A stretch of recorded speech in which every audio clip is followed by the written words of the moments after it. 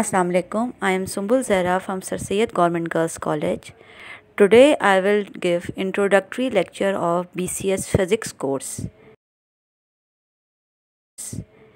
BCS Physics course mainly consists of 9 chapters, and in this chapter number 1, which is vectors, includes topics vectors and scalars, vector algebra, scalar and vector products, del operator, gradient, divergence and curl of vector. From chapter oscillation, which consists of topics simple harmonic motion, energy in simple harmonic oscillations, damped simple harmonic motion, forced oscillation and resonance. From chapter wave motion, we have wave types, traveling waves, superposition of waves and standing waves. From chapter sound motion, we have traveling sound waves interference, beats, Doppler's effect. From chapter electrostatic and field concept, we have electric charge and Coulomb's law, electric field due to various charge distributions, electric dipole, flux of electric field, Gauss's law and application, electric potential. After electromagnetic induction, we have magnetic field, magnetic force on a current carrying loop and its applications, magnetic field due to current, parallel wire current, Biot-Savart law for a current element, Ampere's law, solenoid and toroid, magnetic flux, Faraday's law and Lenz's law, inductance RL circuits, energy and magnetic field RC circuits.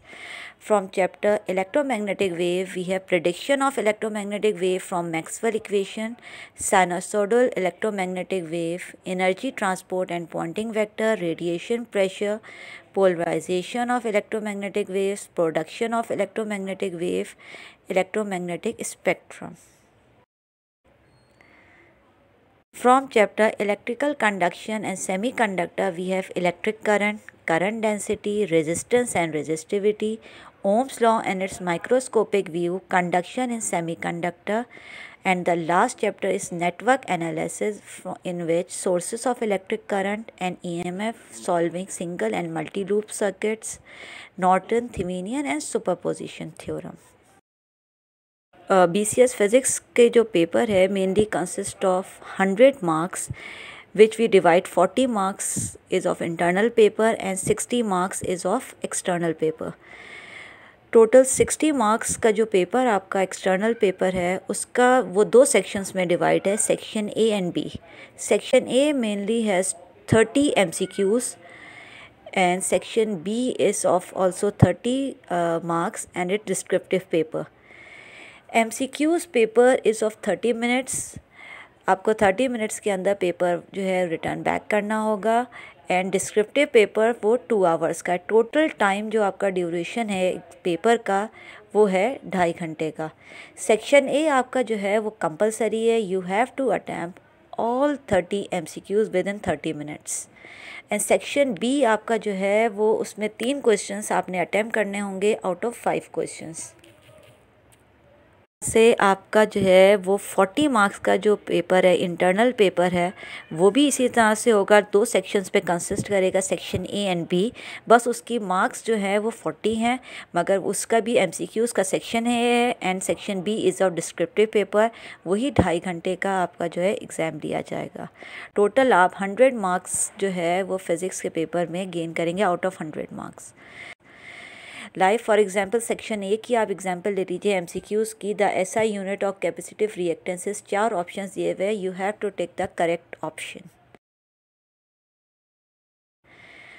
आज जो आपके physics के course में जो main topic मैं आपका जो है डिस्कस कर रही हूँ वो है गॉसेस लॉ, जो कि आपके कोर्स का एक इम्पॉर्टेंट टॉपिक है.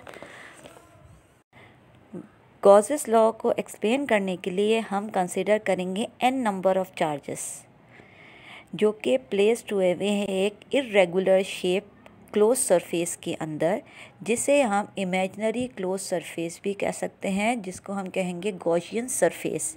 इसके अंदर आपके पास n number of charges enclosed हैं. हमने क्या करना है कि हमने इन n नंबर ऑफ चार्जेस की वजह से जो कि क्लोज सरफेस में है फ्लक्स की वैल्यू को कैलकुलेट करना है. और उसे कैलकुलेट करने के लिए हम क्या करेंगे कि इंडिविजुअल फ्लक्स कैलकुलेट करेंगे हर चार्ज के लिए और फिर उसको सम कर देंगे तो हमारे पास टोटल फ्लक्स की वैल्यू आ जाएगी through all these charges which are placed in an irregular close surface.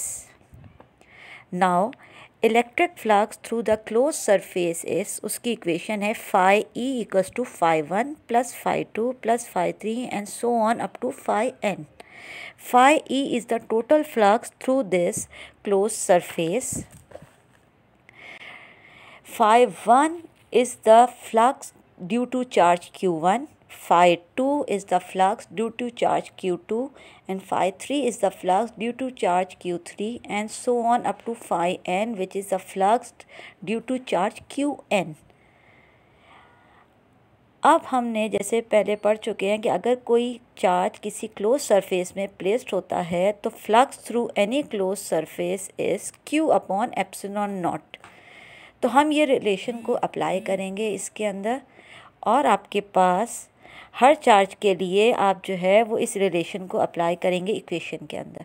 सो आपके पास I E equals to q1 upon epsilon not plus q2 upon epsilon not plus q3 upon epsilon not so on up to qn upon epsilon not. So epsilon not जो है वो common factor है तो equation हो गई 1 upon epsilon naught into q1 plus q2 plus q3 up to so on qn।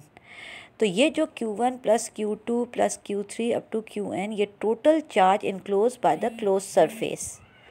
तो phi E equals to 1 upon epsilon naught time total charge enclose by the close surface. तो Gauss's law आपको यही कहता है the flux through any close surface is 1 upon epsilon not times total charge enclosed in it. This is what is Gauss's law statement is. So that's all for today. Thank you so much.